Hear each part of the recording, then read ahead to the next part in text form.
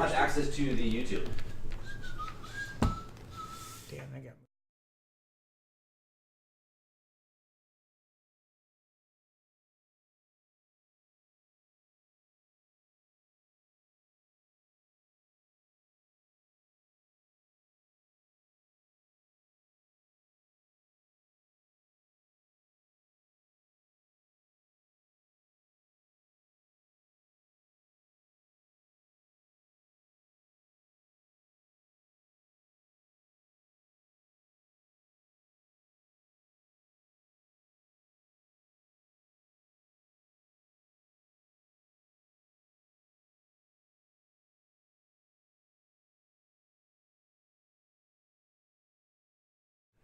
Welcome to VanderShark. I'm here with Steve Vanover. I'm Neil Sharkey, coming to you from the snowy Kansas City Stadium. And man, it's going to be cold out there today. Thank you very much for being with us on the pregame.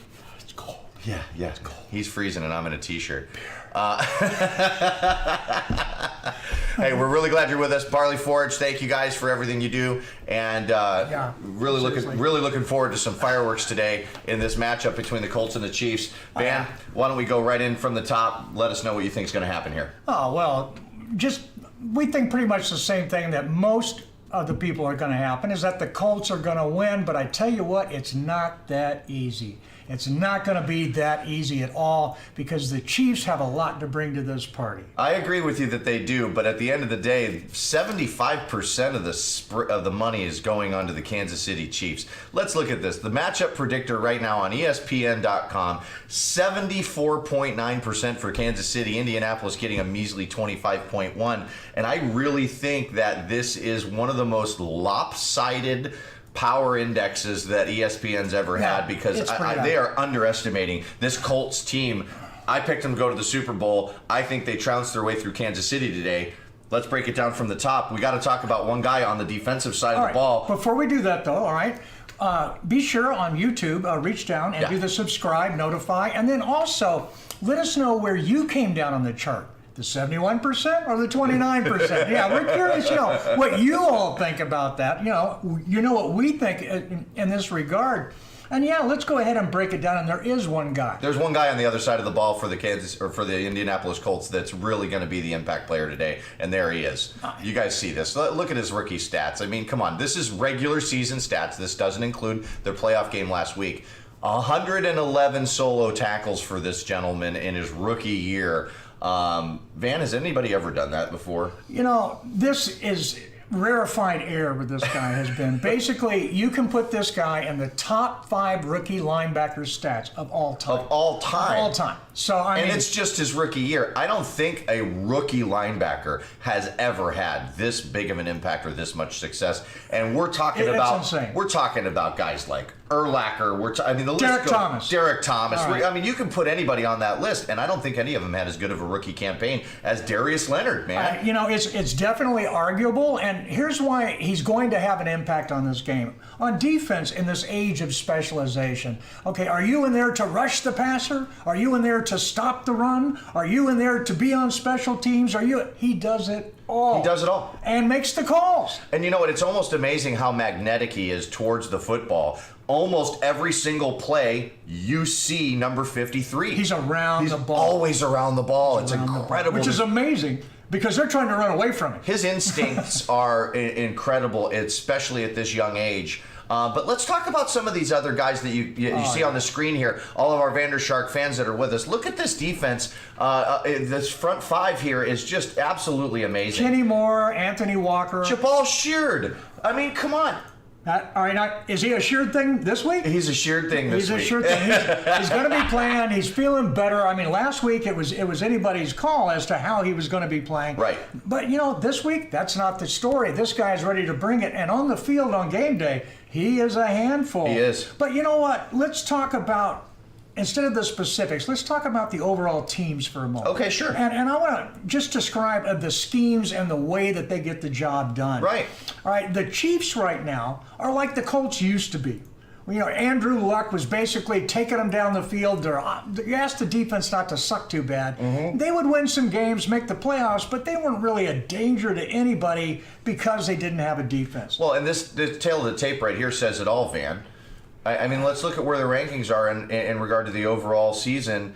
And you've got almost top 10 in every category. They average top 10 for the Colts, and then you've got bottom of the league on the other side, with exception to turnovers. And you and I were talking about it in the green room, Van. Turnovers have actually won several games for the Chiefs this season in big-time matchups. Yeah, they really have, and that is the one stat on here that you have to pay attention to.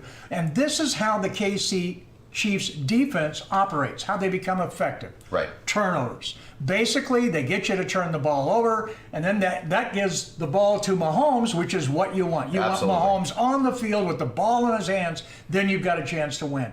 And that is why the Chiefs are in this game. Agreed. Turnovers. Yep. I mean, when you boil it down, you get two great QBs, all right?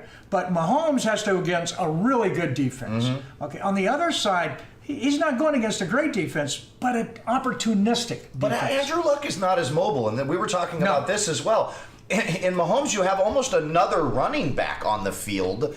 And with Andrew Luck, you've got a true pocket quarterback that's not as mobile. Yeah, he can move when he needs to. Obviously, that offensive line is really helping Andrew Luck have a phenomenal season. They're probably the best offensive line in football through the regular season and now into the playoffs. And obviously, he's the least sacked quarterback in the league, so they're doing something right.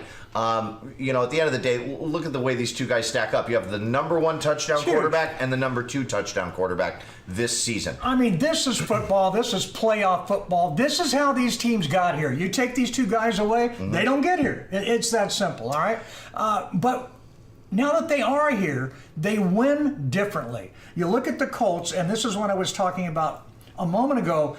They are not the Colts of old, all right? They actually, and we talked about this, we nailed it, I think, they remind me of the 90s Bills. A complete team. Yes. A complete team. Solid QB play, solid wide receiver play, solid running back, solid defense, solid special teams. Agreed. That is what it takes. And, 4 Super Bowls in a row? 4 Super Bowls in a row. Wow, that's impressious. But I tell you what. And everybody knows how to spell Bills, right? Oh, yeah. How do you spell Bills? You spell it Bills. That was for you, the sports wench. Make sure that you follow her on Twitter. All 4 in a row. That was for you, Melanie. All right. But that's why this game is for real, because on one side of the ball, you have the upcoming Chiefs who are finding here, especially people are respecting them as they're coming on strong. But when you look at strength of schedule, now you and I talked about this. Sure. There's a big disparity. There is. And now on one side, the Colts, they beat a couple teams. And, but not really. And then on the other side, man, the Chiefs have played everybody. Yeah, they have. And the teams they didn't beat, they just barely lost. Well, and we didn't even include the Denver Broncos on the list when we were looking at it. But the Denver Broncos, for a period of time during this regular season, were just there. They had it all together. They were playing solid their defense football, and they were very hard to beat. And the Chiefs owned them twice. But then you move on to the rest of that list, and they've played against a strength of schedule this season that I believe is significantly harder than what the Indianapolis Colts had to go through to get here. However, this last 4 weeks of the season, that's huge. The Colts trend line is going stratospheric, and the Kansas City Chiefs trend line is falling off, and that's because of the loss of Kareem Hunt. It's called re-entry. I would have thought I would have thought that the statistics in the running game for the Kansas City Chiefs would have been hurt because Kareem Hunt was out. However, look right here on the screen. Lee just put this up for us. Your yards per game are very similar. Touchdowns rushing are similar. Without Hunt and with Hunt, they seem to be okay with that depth at the position. Spencer Ware, who is questionable today and may not play, but we got to talk about a big kid, 5'11", 210 pounds. This is a guy you want to watch. This is a guy you want to look at. His name's Damian Williams, and I think that even if Spencer Ware does play, he's not playing at 100%. So I really think they're going to rely on this big horse of a back, and that's what's important in a game like this where you're playing in the snow, the ball's wet. The ball control is an yeah. issue. You got to hang on to it. I don't like the amount of fumbles that Patrick Mahomes has this season, and it's only going to get worse in the snow, ladies He and does gentlemen. have a few. But now, and this is a quick fantasy football moment. It's still going on out there. You have playoff fantasy football for you DFS streamers out there. Hey, the running back for the Chiefs, you can get him for nothing. I mean, he costs nothing, literally. I think you put him on your roster, really you get good. money. Yeah, and he is really good. Right, and it's amazing to me because he's beating out a guy like Charkandrick West. He's definitely going to step ahead of Spencer Ware today, and I really like what he brings to the table. They've actually got a couple of Williams brothers on the running back side of things for Kansas City. It'll be interesting to see how do they utilize that today. Which is actually going to explain me calling the game. You're going to hear me a lot. And Williams with the run. Williams, it's going to be easy. Yeah, doctor. So I really was surprised when Lee pulled up all the statistics for me of the Chiefs with Kareem Hunt and the Chiefs without Kareem Hunt. I thought there was going to be a big disparity. I did too. So the yardage numbers are the same, but the psychology isn't. And that's where this really comes into play. When you have a superstar like Kareem Hunt scandalously get dismissed from your team, the psychological impact That on hurts. the field, the psychological impact in the locker room, this is a big deal. And yeah, you've got some guys that can step up and obviously perform, but over the last 4 games, the Chiefs were 2-2, and they lost to some people that have something to say about the playoff picture as it moves forward from here. Now, all of this is true. All of it makes sense. But for everyone who's followed the Chiefs throughout the season, and especially Mahomes, okay, I said it back at the beginning of the season. This is what's going to happen with Mahomes. Same thing that happened to Dan Marino. He's going to have an awesome season. He's going to get in the playoffs. He's going to find a real defense, and it's not going to work out too well for him. Yeah. That's what everybody expected. That's what is being lined up fruition. Turnovers. Yeah. Turnovers are going to be the key. Without the turnovers, Chiefs lose. Yeah. With the turnovers, Chiefs can win. yeah. And But they're not gonna.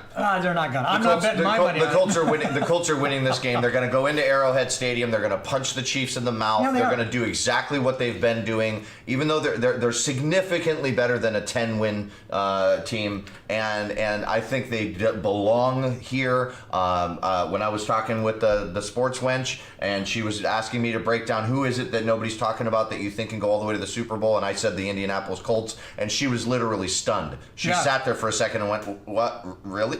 The Colts?" Yeah. And I said, "No, they're gonna go. They can go all the way. I think Totally this is did. Luck's time." And I think Marlon Mack is one of the reasons. If we've got something on Marlon Mack at all, let's throw it up on the screen because this guy is big. He's fast. He's got movement. He sees the defense. He's a very smart player. This guy can do it all. And that's what you need in a game in the snow in Arrowhead Stadium is somebody that's going to be able to hold on to that ball, that's big, that can take a hit, get yards after contact, and that's where Marlon Mack's going to have a big day today. we really have to watch and see what the actual field condition is. If the field has snow on it, which it is not supposed to, okay, it's tarp covered right now. Yeah. That's all coming off. If the field is in good condition, then okay, that's going to open up everything for everybody. But if it's super cold, which it will be, all right, that ball, when you're throwing it through the air and it goes 40, 50 yards in Yeah. the air, and a wide receiver sticks up his hands and it hits, it hurts. It hurts. That ball is a rock at that hurts. point. It's cold. It changes the game. So the passing game will be affected. But I tell you what, Mr. Lee made a point. These are the best athletes in the world, Right. professional, elite athletes. Yeah. How much of an effect will it have? Well, listen, I think he actually, to quote Lee, he said that at the college level, yeah, that probably has a really big impact on the game, but you're talking about the NFL, Neil. That's what he said. And you know what? I have to give it to him. He was right. On a college football field, you have 1, 2, maybe 3 All-Americans. On an NFL field, you have 22 of them. On the other hand, the frozen tundra, Lambeau Field. And listen, last it's time we for a checked, reason. it's still snowing. So Yeah. even if they take that tarp off the field, It the snow changes is coming everything. down. So it Yeah. is still snowing in Kansas City as we speak. So the it really stadium's depends. covered in it. Those fans are going to have a cold day, but they're going to have a great day. Oh, yeah. Man, I wish I Football. was there. The sea of red that's going to be over gonna there be at awesome. Arrowhead Stadium is going to be fantastic. We broke it down for you. This is what we think. Van and I are both on the Indianapolis side of the ball. Go Colts. And hey, before you go, please, if you've not done it already, on YouTube, go down, hit that subscribe button, then notify. And on Facebook, what is it? Follow and like. Follow, like, all of that. On Twitter, follow, retweet, and like, and all that great stuff. And be sure and come back after the game. We're going to break down what happened in this game. And then after that show, we're going to end it and go right into a pregame for the Dallas Cowboys. Ooh, Cowboys coming up, baby. Oh, You know Van's excited about that. Yes. Yeah, we got the Cowboys coming up this afternoon. Make sure you join us for the post-game show after this matchup when Van and I sit here and tell you all the things we got right. Barley Forge, we love you. We appreciate you. Thank you, Barley Forge. And next time, long sleeve T-shirts for the snow, please. Slancheva. That's fine.